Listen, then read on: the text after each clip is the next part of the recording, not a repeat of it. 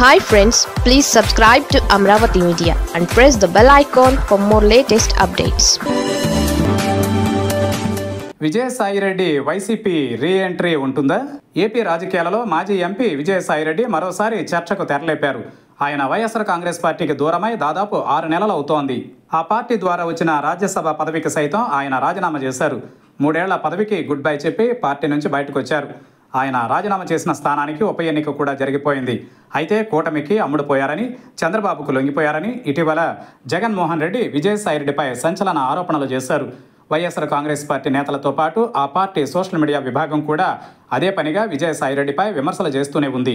కానీ విజయసాయిరెడ్డి నుంచి ఆ స్థాయిలో రియాక్షన్ లేదు. పైగా జగన్మోహన్ రెడ్డిని విమర్శించనని, ఇకపై కూడా విమర్శించబోనని విజయసాయిరెడ్డి మరో సంచలనానికి తెరతీశారు. జనవరిలో వైఎస్ఆర్ కాంగ్రెస్ పార్టీకి రాజీనామా చేశారు విజయసాయిరెడ్డి. సరిగ్గా జగన్మోహన్ రెడ్డి విదేశాల్లో ఉండగా తన నిర్ణయాన్ని ప్రకటించారు. తరువాత ఆయన రాజ్యసభ పదవికి కూడా రాజీనామా చేశారు.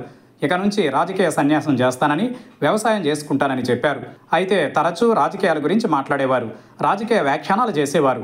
దీంతో ఆయన తిరిగి రాజకీయాల్లోకి వస్తారని, బీజేపీలో చేరతారని పెద్ద ఎత్తున ప్రచారం నడిచింది.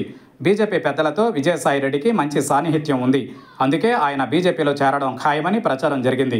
కానీ అటువంటిదేమీ లేకుండా పోయింది. అయితే ఇప్పుడు ఆయన మనసు మార్చుకున్నట్లు ప్రచారం సాగుతోంది.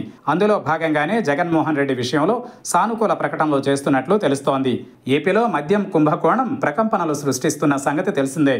వైఎస్ఆర్ కాంగ్రెస్ హయాంలో భారీగా మద్యం కుంభకోణం జరిగిందని కూటమి ప్రభుత్వం అనుమానించింది. ప్రాథమిక ఆధారాల సేకరణ, కేసు నమోదు తరువాత ప్రత్యేక దర్యాప్తు బృందానికి విచారణ బాధ్యతలు అప్పగించింది. ఈ కేసులో A5 నిందితుడిగా విజయసాయిరెడ్డి ఉన్నారు.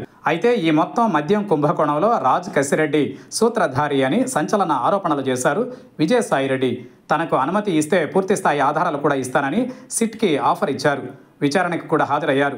తరువాత కీలక అరెస్టులు జరిగాయి. తదుపరి అరెస్ట్ జగన్మోహన్ రెడ్డిదేనని ప్రచారం నడిచింది. ఈ పరిస్థితులలో జగన్ మీడియా ముందుకు వచ్చారు. విజయసాయిరెడ్డిపై సంచలన వ్యాఖ్యలు చేశారు. అయితే విజయసాయిరెడ్డి ప్రత్యేక ప్రకటన ఇచ్చారు. కానీ జగన్పై ఎటువంటి వ్యాఖ్యలు చేయలేదు. కోటరీ వల్లే తాను జగన్కు దూరమయ్యానని, ఆయనపై ఒక్క వ్యాఖ్య కూడా చేయనని తేల్చి చెప్పారు విజయసాయిరెడ్డి. అయితే బీజేపీలో వెళ్లేందుకు దారులు మూసుకుపోవడం వల్లే ఇప్పుడు జగన్ విషయంలో విజయసాయిరెడ్డి సానుకూలతగా మాట్లాడుతున్నారని అనుమానాలు ఉన్నాయి. వాస్తవానికి బీజేపీ లైన్లో విజయసాయిరెడ్డి ఉన్నారని తెగ ప్రచారం నడిచింది.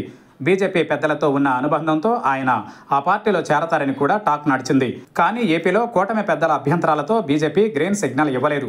మరోవైపు వైఎస్ఆర్ కుటుంబంతో 3.5 దశాబ్దాల అనుబంధం విజయసాయిరెడ్డికి.